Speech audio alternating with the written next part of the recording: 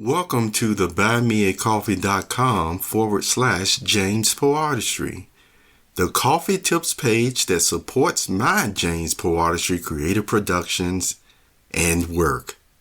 See also jamespoartistry.online. Dear Perceptive Reader, what I want to talk briefly about during this lunch period here, I hope you had a nice breakfast or lunch today. And what I want to briefly talk about is this. It has to do with, even though there are a variety of ways to get something accomplished, you heard that said there's more than one way to do this. Or there's another expression that a lot of people may not like, but there's more than one way to skin a cat as well. See, now keep that in mind because it'll also factor. Now, if this is a factor in what I'm going to say, so if this is the case, is that there's more than one way to do something, to accomplish something, then are there other factors, though, that should come into your decision making process on whether you will go along with this or that or not? Why is this important? Because you can actually still have a majority of people going along in a certain way. However, if these are some factors that are ignored or not viewed as important, but yet the only expression they can make is it is for the best for everybody. That's what they'll say. And they'll also say that there's more than one way to get this or that done. And so since you're in the minority, then you know what? You're just not an agreeable person. Okay. So then what are those factors then that come into play, that even though there's more than one way, because that's what normally happens, if you still have a majority in a decision making process, and then you're the only one who still want to do it another way, you really do have to take into these factors. Now, what I had to do, because this is actually something that, again, I've learned over the years. I was actually taught this years ago. And then I said, wait a minute, if I come out and just say it like this, man, it'll sound so heavy that you, perceptive reader, right away may say, man, I don't think I'll be dealing with anything like this or that or whatever. But the point is, even though I would say you probably are dealing with this type of situation, but just don't realize it, I'm still not going to go as heavy with it. Here is the whole point. We talk about ethics at times. And all I'm going to say is this. Even though people can say it's for the majority rule, it's better, it's best for everybody or what have you, and yet that decision involved is really hurting somebody's feelings, taking something away from them that still rightfully belongs to them, but you're saying it's for the best for everybody. You see, for everybody in the majority. You know what I would say to that case is, how is it best for the majority? What is it teaching the majority then? That anytime you just see something else that somebody else has, and you got a large group of people that want it, that then you can just go and take it like that because it's best for everybody. See, that's what that Bible account was, where it can factor into it, about Naboth's vineyard. You see, the king already had, way more riches than Naboth ever would have. Remember, people had to actually pay taxes as well to the king of Israel during that time. So how in the world, by the king wanting to take, you see, Naboth's vineyard, and Naboth turned them down, how was that going to improve any situation by the king doing what he did to get that vineyard? See, it just brought more of a spiritual bad condition of the heart to Naboth and to his Jezebel wife, you see. And then, of course, the people who were involved, who actually brought up false charges, even.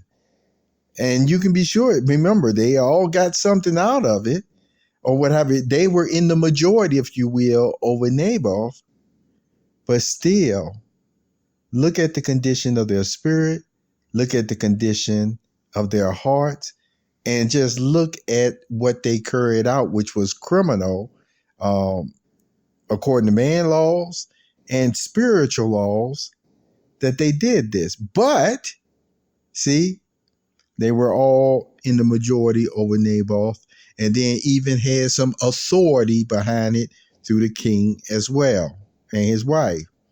Now, see, with that being said today, there are decisions being made at times that are not as,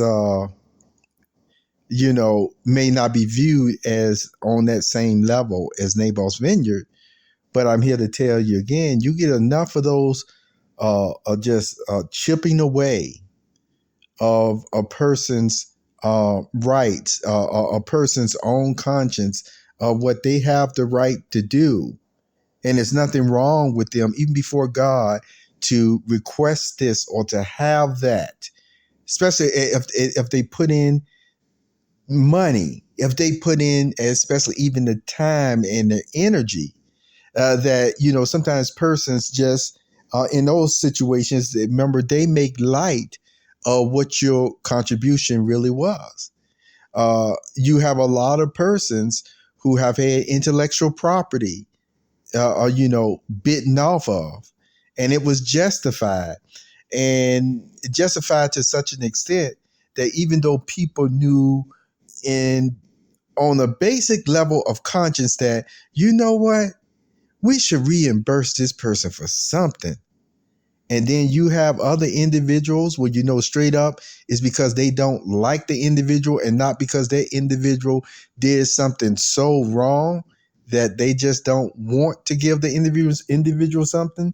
You see what I'm saying? Because let me give you a reference again. I want to continue to tell you, even if you have a best friend who have a falling out with another friend, if there was no criminal action that was taken against them where, they assaulted them or what have you, where the authorities did not get involved, the police authorities on that level, then you know what?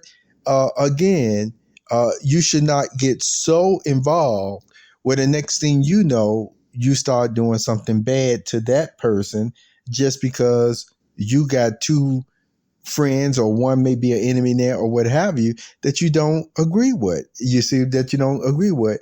Not liking a person does not justify you assaulting or doing anything bad to them. It really doesn't.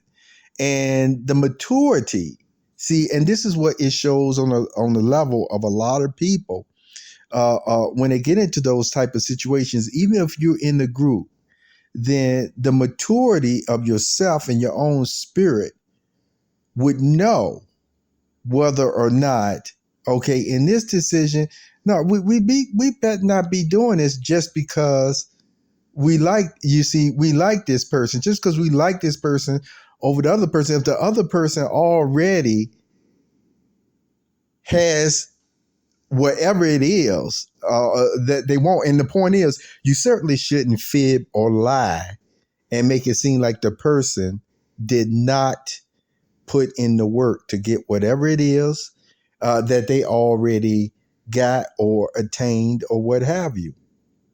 You see, this is just a brief thought. I've seen situations where persons have actually lost their job because a good worker, but still had a falling out with this person or that person. And don't you know, they went to the extra devious steps, a saboteur, imposter, impersonation, all that type of stuff to even stop that individual from getting their own unemployment insurance. Unemployment insurance, you see, when you're out of work, that they actually earned and earned in years past. that if they wouldn't have even went to that last assignment, they would have still been able to have unemployment insurance to this day. But see, because of that deviousness, that straight up lying before God, willing to do that, lie before God, know they straight up lying, to damage this person's reputation. Do you really think the fact of the matter of what you would know about some of those individuals who are now in that majority, who are just that devious, just that thievery, that you would stand before a court of law and say it, because you're certainly standing for God? What difference does it make that they happen to be in the majority when everything about them and their opportunistic nature shows they don't make right decisions? They don't make just decisions. And a group like that, again, I told you, they will run a company in the ground. They will run this country into the ground. And we don't need persons like that or illegal persons like that coming to the country in the wrong way. And that's just a fact of the matter. Has nothing to do with bigotry, has nothing to do with skin color. You see what I'm saying? Hatred. The point is, if it's thievery, stand up for what is yours. Your property rights are yours. Your conscience is yours. And hopefully we will all continue to train our heart and our mind to be people and citizens of justice. Not self-righteous people, no, but actually still people who have a heart, people who are fair and balanced. And they know if, once again, the persons who in the majority don't quite really have an ethical understanding on something, then guess what? At least ethically, they're not in the majority.